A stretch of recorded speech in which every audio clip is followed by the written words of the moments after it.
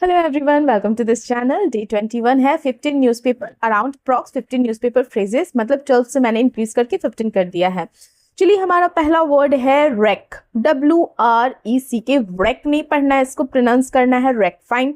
Parts of speech as a noun और as a verb दोनों तरह से हम यूज कर सकते हैं। और रेक का अर्थ होता है मलबा या बर्बाद वस्तु। बर्बाद वस्तु मतलब क्या होता है? वैसी वस्तु, वैसा चीज जो अभी यूज ना, अब आगे यूज ना हो सके।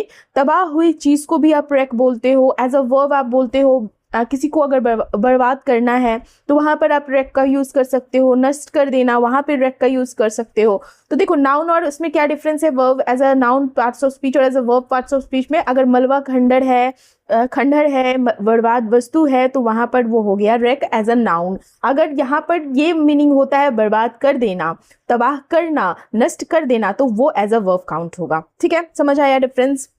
तो रेक का अर्थ होता है किसी वस्तु, कोई व्हीकल हो या कोई बिल्डिंग हो, कोई प्लान हो, कोई जीवन हो, जीवन किसी की लाइफ पूरी तरह जब सिवियरली डैमेज्ड हो जाए, डिस्ट्रॉय हो जाए, तो वहां पर हम रेक वर्ड का यूज कर सकते हैं। जनरली ये वर्ड आपको देखने को मिलेगा न्यूज़पेपर्स वगैरह में, एक्सीडेंट्स में या नेचुरल डिजास्टर्स वगैरह में आपको ये वर्ड यूज होता हुआ दिखेगा। ठीक है, जब आर्थिक, इकोनॉमिकल या पॉलिटिकल नुकसान के कॉन्टेक्स्ट में भी आप इसको देखोगे। किसको? रेक को। फाइन। तो इंग्लिश में बोले तो टू बैडली डैमेज और डिस्ट्रॉय समथिंग और a badly damaged thing as a verb. Fine. तो इसको हम रेक यूज करेंगे। एग्जाम्पल क्या है? The powerful storm wrecked several houses। The powerful storm जो है, तेज तूफान ने कई घरों को तबाह कर दिया, डिस्ट्रॉय कर दिया या डैमेज पहुंचा दिया। तो रेक का अर्थ समझ में आया। Next word is big grudge. Big grudge, ठीक है। बिग ग्रज का अर्थ होता है first of all its parts of speech is verb. ठीक है, क्रिया जैसा यूज होता है, क्रिया है ये। बिग ग्रज का अर्थ होता है ईर्ष्या करना, किसी को अनिच्छा से देना। अच्छा, ग्रज का मतलब जानते हो ना? ग्रज, ग्रज मत रखो अपने अंदर, कहते हैं ना एक तरह से दुश्मनी होता है, तो यहाँ पे उसी से आप रिलेटेड याद रख सकते हो बिग ग्रज। बिग ग्रज का अर्थ होता है ईर्ष्या करना, किसी को अनिच्छा से किसी चीज को देना, किसी के सुख में या किसी के सफलता से जेलस फील करना, जलना, तो उसे हम बोलेंगे बिग ग्रज। ठीक है, तो जब आप किसी व्यक्ति को कोई चीज मन से नहीं देते हैं, मतलब गिव अनविलिंगली, ओके, या आप किसी के सक्सेस से जलते हैं, उसकी खुशी से या उसके हैप्पीनेस से, उसकी प्रिविलेज से ईर्ष्या करते हैं। ईर्ष्या का इंग्लिश क्या होता है? एनवी, ENVY करना। तो उसको हम वहां पर हम विग्रज का यूज करेंगे। और ये वर्ड आपको तब यूज होता हुआ दिखेगा जब कोई व्यक्ति दूसरे को मिली कोई सक्सेस से या उसकी कोई अचीवमेंट से या उसके कोई प्रॉफिट को देखकर खुश नहीं हो, तो वहां पर हम विग्रज का यूज करते हैं। मैं बहुत सारे चीजों को लेकर आपको इसलिए समझाती हूँ तो आपको याद रहे रखने में प्रॉब्लम ना हो। इंग्लिश में बोले तो टू एनवे समवन और to give something unwillingly. Fine. Example है ही begrudged, माफ कीजिएगा, he begrudged the employees their bonus. क्या हुआ इसका अर्थ? इसका अर्थ ये हुआ कि उसने कर्मचारियों को, मतलब उसने एम्प्लॉयज को बोनस अनिच्छा से दिया। विलिंगनेस के साथ नहीं दिया, अनिच्छा से दिया, उसका मन नहीं था, फिर भी उसे देना पड़ा। Next one is capitulate. Capitulate, capitulate is a verb. इसका अर्थ होता है आत्मसमर्पण करना या हार मान लेना। Capitulate, to stop resisting to stop, किसी चीज के लिए आप लड़ रहे हो, रेजिस्ट कर रहे हो, और वो चीज जब आप रोक देते हो, इसका मतलब क्या होता है? आप हार मान गए। तो to stop resisting and accept defeat और डिमांड्स इज कॉल्ड कैपिचुलेट। ठीक है, हिंदी में समझ आया? दबाव के आगे झुक जाना कह सकते हो।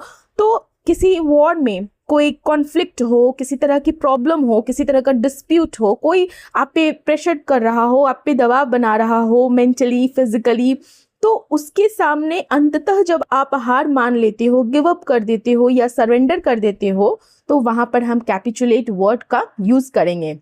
एग्जाम्पल है after days of fighting the army capitulated. After days of fighting the army capitulated, मतलब कि बहुत दिनों की लड़ाई के बाद जो आर्मी थी, जो सेना थी, उसने आत्मसमर्पण कर दिया। यहाँ पे कैपिचुलेट मतलब क्या हुआ? हार मान लिया, आत्मसमर्पण कर दिया, सरेंडर कर दिया।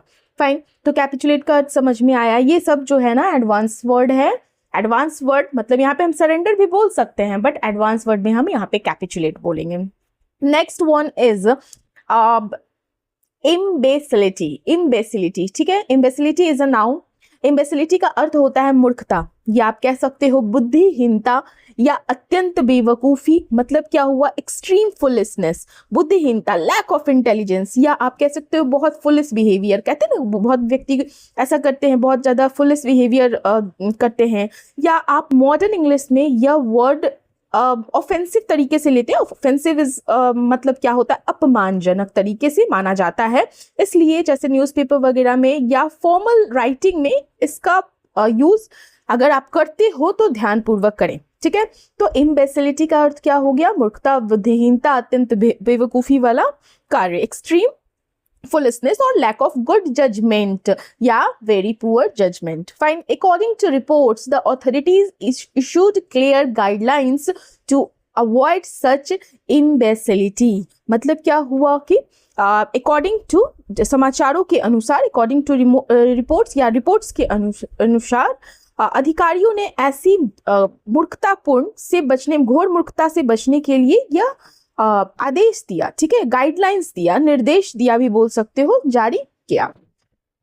Next one is it's lopsided. Lopsided, lopsided is adjective, ठीक है। लॉपसाइडेड का अर्थ होता है असंतुलित या एक तरफा, कभी एक तरफा जैसे बैलेंस नहीं बना पाना, ठीक है, नॉट बैलेंस्ड और नॉट इवन हो, टेढ़ा मेढ़ा हो, एक साइड झुका ज़्यादा हो, एक साइड उठा ज़्यादा हो, या आप कह सकते हो असमान, मतलब कि असमान, सिमिलर नहीं है, असमान है, तो उसे आप लॉपसाइडेड बोलोगे। तो ऐसा कोई सिचुएशन भी आप सिचुएशन के लिए भी बोल सकते हो, कोई वस्तु के लिए भी बोल सकते हो, किसी तरह के डिसीजन के लिए भी बोल सकते हो, तो कोई व्यवस्था हो किसी तरह का कुछ भी, ठीक है। तो जो बैलेंस्ड ना हो, मतलब एक तरफ अधिक झुकी हो, जैसे अगर आप डिसीजन की बात कर रहे हो तो एक तरफा डिसीजन, या असमान, अनइवन हो, तो वहां पर हम लोपसाइडेड वर्ड का यूज कर सकते हैं। इसका आप जनरली ना वर्ड ये यूज करते हुए दिखा होगा आपको, यूज होता हुआ दिखा होगा आपको इलेक्शंस में, मैच में, किसी तरह का एग्रीमेंट में, कोई डिस्प्यूट हो रहा है, कोई आर्ग्यूमेंट हो रहा है, या फैक्ट्स फिगर्स में, तो ये वर्ड यूज होते हैं।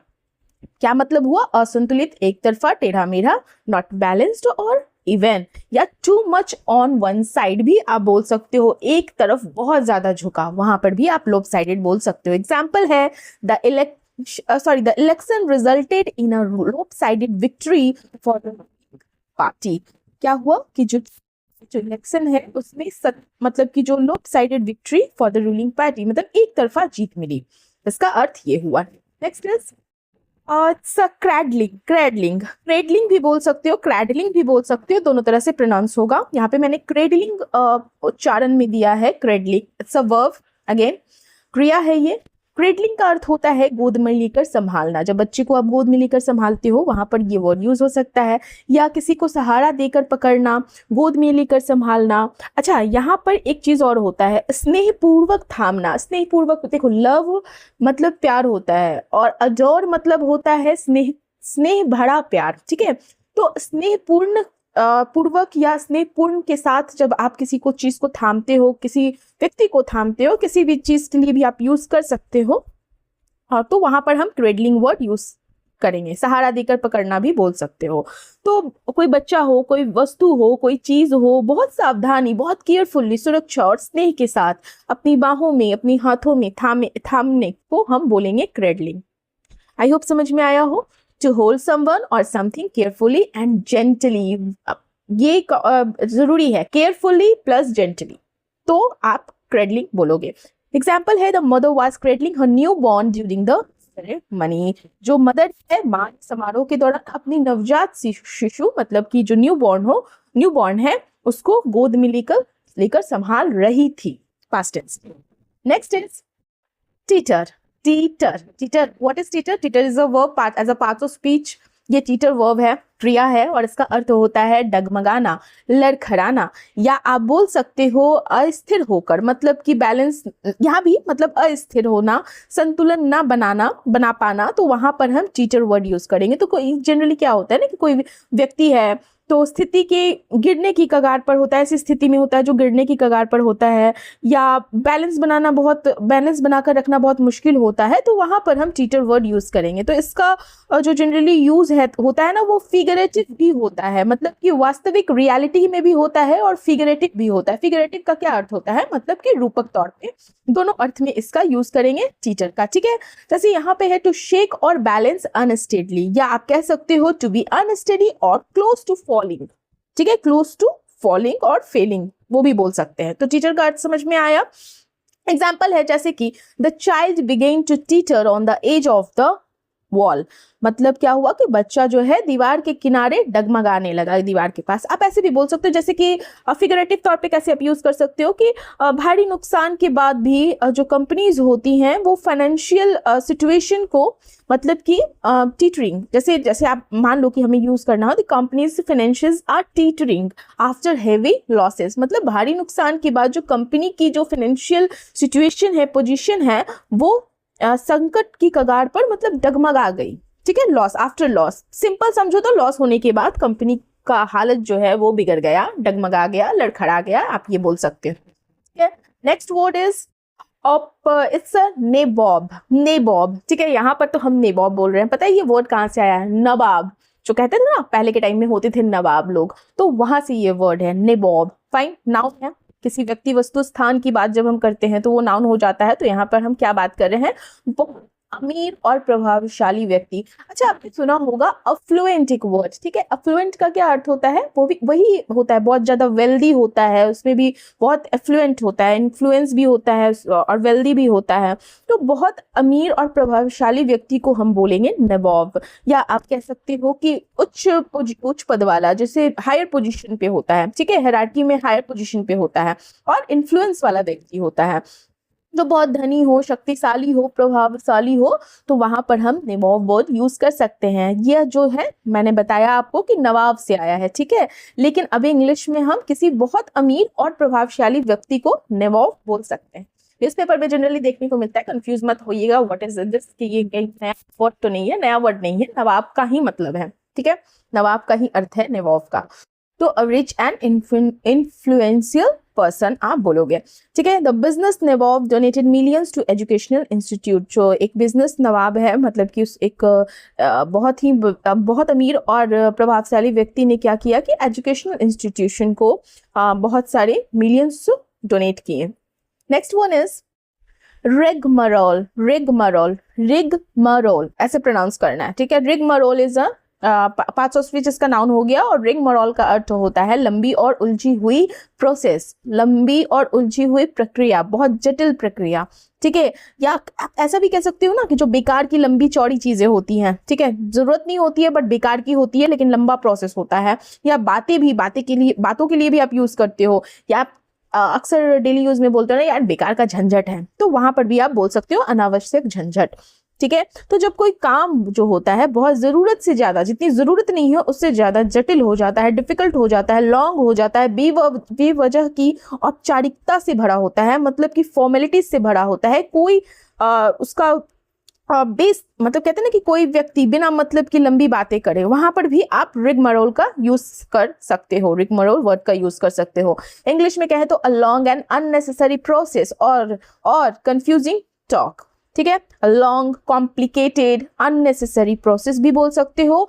और आप कंफ्यूजिंग टॉक का क्या अर्थ होता है, a lot of meaningless talk, तो वहां पर आप रिगमरोल का यूज करोगे। जैसे कि एग्जांपल है, applicants had to go through a long rigmarole before getting approval.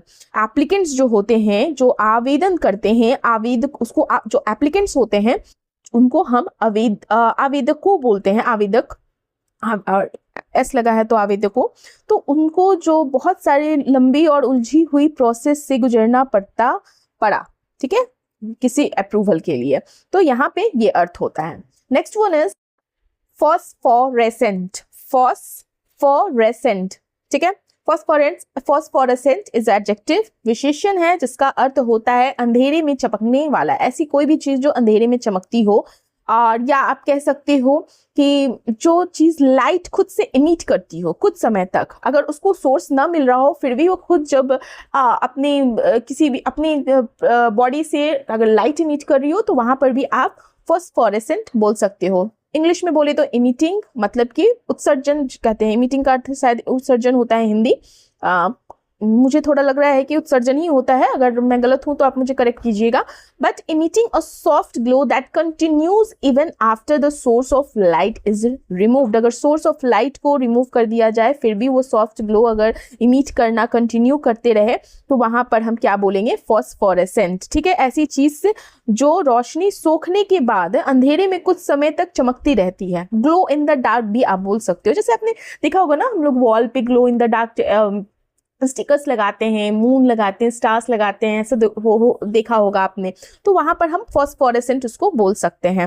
Fine, example है the phosphorescent markings helped people find the exit. जो निकास का रास्ता होता है, एग्जिट का रास्ता होता है, वो फॉस्फोरेसेंट लाइट से, मतलब कि अंधेरे में चमकने वाले निशान, नॉट लाइट, इट्स निशान से ने मदद की। किस चीज के लिए मदद की? एग्जिट रास्ता बताने के लिए। Fine, next one is barbarism. Barbarism is a noun, इसका अर्थ होता है बर्बरता, क्रूरता, क्रुएल्टी के साथ, बर्बरता के साथ। और अनसिविलाइज्ड भी आप बोलते हो, ठीक है ना, क्रूएल है, अनसिविलाइज्ड बिहेवियर है, या आप देसी वर्ड में बोलते हो ना, देसी शब्द है इसका जंगलीपना, ठीक है, जंगलीपना है, बर्बरता है, क्रूरता है, अमानवीय या असभ्य। असभ्य मतलब अनसिविलाइज्ड बिहेवियर, जिससे क्या होता है ना कि मतलब इसमें जब अगर आपकी बिहेवियर में इस तरह की क्वालिटीज हो, क्वालिटी नहीं बोलोगे, मतलब कि इस तरह का जो नेचर हो, तो उसको हम बारबरिज्म बोलते हैं। ठीक है, हिंसा, इसका प्रयोग जनरली, इसका यूज हिंसा के लिए होता है, अत्याचार के लिए होता है, सभ्य बिहेवियर, आचरण के लिए किया जाता है, तो वहां पर हम बारबरिज्म का यूज करेंगे। Extremely cruel, violent, uncivilized behaviour is called barbarism. Example क्या है? The attack was condemned as an act of barbarism by leaders across the world. दुनिया भर के जो लीडर्स हैं, नेताओं ने उस हमले की बर्बरता को क्या किया? कृत्य बताया, गलत बताया। ठीक है, सो आई होप आप लोगों को समझ में आ रहा हो। वर्ड को यूज किया कीजिए, हिंदी सेंटेंस लेकर भी आप वर्ड को यूज करके याद कर सकते हैं, और जरूरी नहीं है कि आप नया वर्ड सीख रहे हो तो आप इंग्लिश सेंटेंस में ही उसे फिट करो। ठीक है, next one is it's a spewed out. What does it mean? First of all ये फ्रेजल वर्ब है, और स्प्यूट आउट का अर्थ होता है उगल देना, बाहर निकाल देना। टू थ्रो और सेंड समथिंग आउट सडनली और फोर्सफुली, तो वहां पर हम स्प्यूट आउट का यूज करते हैं। जैसे कि मान लो कि हमें यूज करना हो, आपने सुना होगा द ज्वालामुखी जो है, ज्वालामुखी मतलब वोल्केनो जो है, कई घंटों तक स्प्यूट आउट होती रही, मतलब कि उसका गर्म जो लावा है, गर्म लावा वो निकलता रहा, उगलता रहा, वोल्केनो गर्म लावा, तो वहां पे भी हम स्प्यूट आउट का यूज कर सकते हैं। यहाँ पे जो मैंने एग्जांपल लिया है, he spewed out angry words during the argument. अभी देखिए यहाँ पे कैसे यूज हो रहा है, मतलब कि जो आर्ग्यूमेंट हो रही थी, ड्यूरिंग द आर्ग्यूमेंट उसने गुस्से में बहुत सारे गलत शब्द, एंग्री वर्ड्स स्प्यूट आउट किए, मतलब कि उगल दिए। कहते हैं ना, बहुत गंदे शब्द या बहुत खराब शब्द तुमने उगले अपने गुस्से के दौरान, तो वहां पर भी हम स्प्यूट आउट का यूज कर सकते हैं। अच्छा, एक वर्ड और, एक सेंटेंस और लेती हूं मैं। जैसे कि मान लो कि टूटी हुई कोई पाइप है, उसकी तरफ से पानी बाहर निकल रहा है, तो वहां पर भी हम यूज कर सकते हैं the broken pipe spewed out water everywhere, ऐसे भी हम यूज कर सकते हैं। तो समझ आया स्प्यूट आउट का क्या अर्थ हुआ, और यहाँ पे क्या है, ये फ्रेजल वर्ब है। Next one is diligently. Diligently it's the last one. Diligently is adverb. Adverb का हिंदी क्या होता है? क्रिया विशेषण। ठीक है, तो डिलीजेंटली वर्ड जो है, इसका अर्थ होता है लगन से, या आप कह सकते हो मेहनत पूर्वक। Doing something carefully and with continuous hard work. लगन से, मेहनत पूर्वक, पूरी सावधानी और ईमानदारी के साथ। तो जब कोई व्यक्ति किसी काम को बहुत पूरी मेहनत और लगातार प्रयास और सावधानी के साथ करता है, तो वहां पर हम डिलीजेंटली कहते हैं। मतलब क्या होता है, इसका कॉम्बिनेशन क्या होता है इस वर्ड का? Dedication, discipline, care, hard work, तो ये चीज कॉम्बिनेशन होता है। ठीक ठीक है।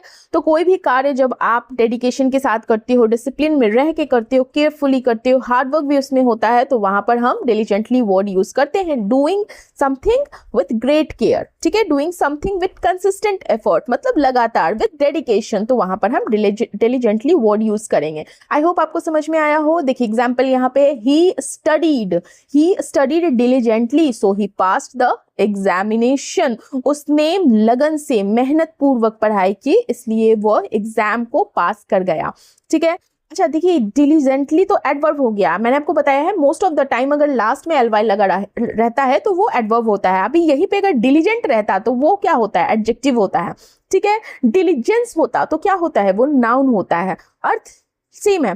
वहां पे क्या हुआ, मेहनत पूर्वक, अगर एडवर्ब यूज कर रहे हो तो मेहनत पूर्वक, जबकि आप डिलीजेंट एज एडजेक्टिव यूज कर रहे हो तो उसका अर्थ होता है मेहनती, परिश्रमी। तो ये सब डिफरेंस है, इसलिए मैं आपको बोलती हूँ कि पार्ट्स ऑफ स्पीच भी आप याद रखिए, डेली वर्ड्स सीखिए। एक दो ही आप रिटेन कर पा रहे हो तो बहुत अच्छी बात है आपकी कम्युनिकेशन के लिए, आपकी जो भी चीज़ की आप कॉम्पिटिटिव एग्जाम की अगर प्रिपरेशन करते हो उन सब चीज़ों के लिए। So thank you very much. ये हमारा आज का लास्ट वर्ड था। बाय।